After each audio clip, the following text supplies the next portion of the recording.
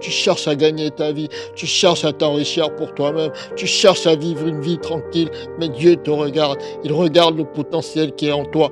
Il voit que tu es la solution à un problème en particulier.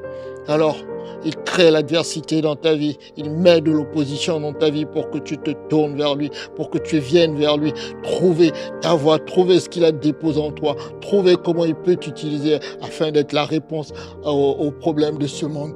Dieu regarde la terre, il parcourt la terre et il cherche un homme, une femme qui ira auprès de lui afin de savoir comment il ou elle pourrait être une réponse à une des crises que ce monde traverse. Il cherche un homme, il cherche une femme qui sera pleinement consacrée à lui.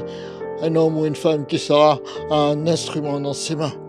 La Bible regorge de nombreuses histoires où Dieu s'est révélé à un homme qui allait devenir un instrument de réponse et de délivrance face à une crise ou face à une situation difficile. On connaît l'histoire de Gédéon qui était occupé à battre du froment alors qu'il était un vaillant héros pour délivrer les Israélites de la main des Madianites. On connaît l'histoire de David qui s'occupait des brebis de son père alors qu'il était l'instrument de délivrance du peuple d'Israël face à Goliath qui terrorisait toute l'armée d'Israël.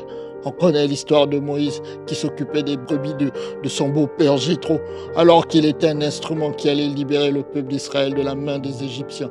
On connaît l'histoire de Joseph, un interprète de rêve, un prisonnier